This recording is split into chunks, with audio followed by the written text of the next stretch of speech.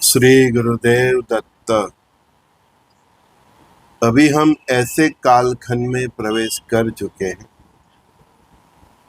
और परिस्थिति ऐसी आकार ले चुकी है पूरे विश्व में। काल चक्र के अजगर ने सबको ऐसा जकड़ लिया है कि विश्व के कई नेता, प्रमुख नेता और विश्व के कई धर्म गुरु यहाँ से नहीं, यहाँ से डिसीजन, आवेश में आके डिसीजन लेंगे, क्रोधित होके डिसीजन लेंगे, आवेश में आके और क्रोध में आके और डिप्रेशन में आके, तृष्णाओं में आके जो भी निर्णय लेंगे उसमें आगे इस 1 साल तक हम देखेंगे कि अनबिलीवेबल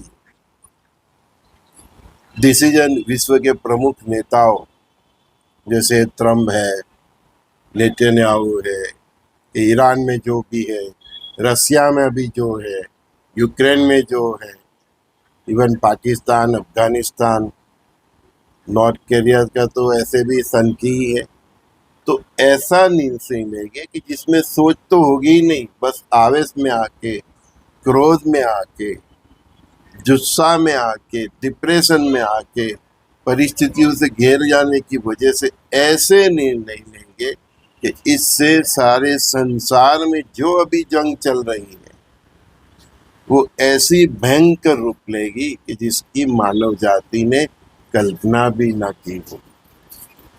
इसके इफेक्ट विश्व के 3 प्रमुख जो धर्म है, रिलीजियस है, उनके देश Iran, Israel, America, even China, जब मैं बता रहा हूँ कि ये 4 देश और उनकी 4 सोच है, वो सबको इफेक्ट करेगी और ऐसे ऐसे निर्णय लेगी, निर्णय नहीं, एक्शन ही हो जाएगा उनसे, बिना सोचे समझे, लंबी दूरी का सोचे बिना, बस ऐसे एक्शन में आ जाएंगे जिससे ये वर्तमान की जो जंग है वो भयंकर रूप धारण करेगी जहां भी चल रही। मैंने ऐसे भी बोला ही आप सबको कि सबकी बुद्धि हैक हो गई। अब ये हैक बुद्धि एकदम जीरो हो जाएगी, वो सोच ही नहीं पाएंगे कि उसको क्या करना है, क्या नहीं करना है। बस आवेश में आकर, गुस्सा में आकर, क्रोध में आकर, डिप्रेशन में, टेंशन में ऐसा कार्य कर देंगे जिससे उनका, उनके राष्ट्र का, उनके धर्म का, उनकी सभ्यता का, उनका समाज का, उनकी सोसाइटी का, उनके कल्चर का सत्यानाश हो जाएगा। प्रजा ताहियाम ताहियाम पुकारेगी, बहुत बहुत दुखी होगी प्रजा, खास करके ये मिडल ईस्ट और यूरोप के।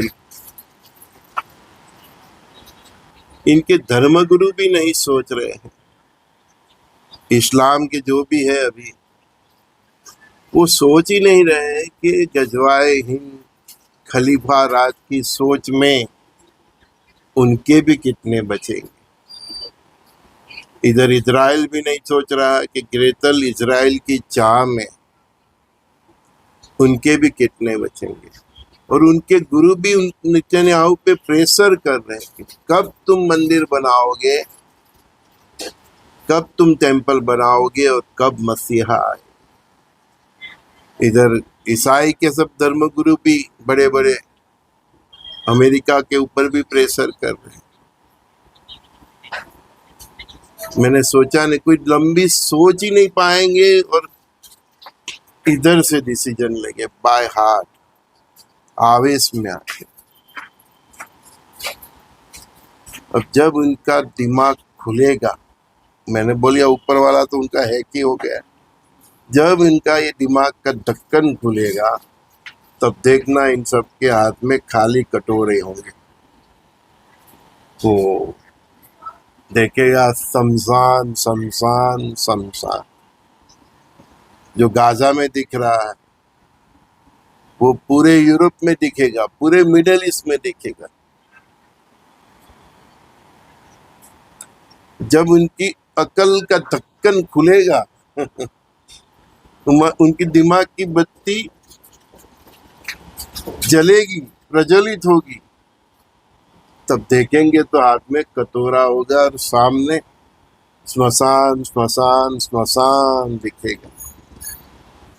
हमारे देश में अभी बहुत अच्छा है,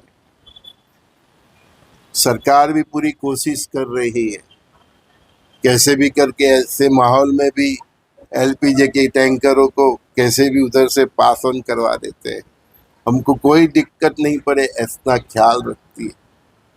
वो हमारी भक्ति का ही पुण्य है। लेकिन आगे आने वाले समय के लिए हमें सज्ज रहना है, हमें सरकार के ऊपर बोझारोप ना हो, उस तरह से हमें सज्ज रहना है। जब तक हम पे जंग न ठोका जाए तब तक हमारे यहाँ कोई दिक्कतें महसूस होनी नहीं है। हम वो समय में प्रवेश कर चुके हैं कि हम सबको हमारे आपसी भेद जितने भी है, जात पात के, पॉलिटिक्स के, राज्यों के बीच में जो भी हमारे मन में भेद है, वो भेद से भ्रम हो पर उठ के हमें राष्ट्रवाद की ओर हमें अभी जाना ही पड़ेगा। और वो वक्त धीरे धीरे हल्के हल्के दस्तक दे रहा है। आज की खबर देख लो, पाकिस्तान में 4 अप्रैल से लॉकडाउन होने जा रहा है वीकेंड के लिए। शादी ब्याह नहीं कर सकते धूमधाम से। हमारे देश में तो बहुत अच्छा है, हमारे यहाँ कोई दिक्कत नहीं है, बस हमें प्लान बी से सज्ज रहना है। सरकारी न्यूज़ चैनल पे जो समाचार आते हैं उसको फॉलो करना है। न्यूज़ वाले अपने टीआरपी के चक्कर में कुछ भी फैला सकते हैं, हमको सरकारी न्यूज़ चैनल पे, रेडियो पे जो न्यूज़ आता है उसको आगे भी उसको ही फॉलो करना है। हमारे राष्ट्र के जो बड़े बड़े नेता हैं, जो गवर्नमेंट में है, सत्ता में है, उनके स्टेटमेंट को हमें फॉलो करना है। हम उन पे भरोसा नहीं रखेंगे तो किस पे रखेंगे? हमारे ईश्वर, हमारे परमात्मा, हम जिसकी भक्ति करते हैं, हमारी खुद की जो भक्ति है, हमको उस पे भरोसा करना है। बस हमें हल्के हल्के अभी प्लान बी के लिए सज्ज रहना है। अभी तक हमारे यहाँ बहुत अच्छा है, लेकिन हमारे पड़ोसी देश में इस युद्ध की आग लगने लगी है। वीकेंड से वहाँ शुरुआत हो गई है, शादी ब्याह पे पाबंदी आ गई है। हमारे यहाँ सब कुछ चल रहा है, बिजनेस चल रहा है। हाँ, जो विदेश के कारण, जो इसके कारण थोड़ी थोड़ी इंडस्ट्री में दिक्कतें है कहीं जगह पे, जो मटेरियल वो विदेश से आता है वो है, लेकिन हमारा जो रोजिंदा जीवन है वो चलता रहे, उस प्रकार की तो व्यवस्था हमारे राष्ट्र में अभी है। हमें बस एक ही कार्य करना है, हम सबको एक रहना है। मैं बोल रहा हूँ, एक रहो, नेक रहो, सबके दिलों में रहो। हमारा धर्म राष्ट्र धर्म, राज धर्म होना चाहिए। हमारा जो हम जो राम कृष्ण शंकर हनुमान को मानते हैं, यीशु को मानते हैं, अल्लाह को मानते हैं, महावीर को मानते हैं, बुद्ध को मानते हैं, वो हमारा निजी धर्म। हमें निज धर्म से पर उसकर राष्ट्र धर्म की ओर जाना पड़ेगा, जाना ही पड़ेगा। यही समय की मांग है। सरकार के साथ रहिए, राष्ट्र के साथ रहिए, संग्रहखोरी से दूर रहिए, प्लान भी धीरे धीरे रेडी रखिए। हाँ, संग्रहखोरी के साथ नफाखोरी से भी दूर रहिए। ऐसे समय में जो गलत कार्य करते हैं, काला बाजार करते हैं, उनका पाप बढ़ जाता है। ऐसे समय मानव सेवा प्रभु सेवा करनी।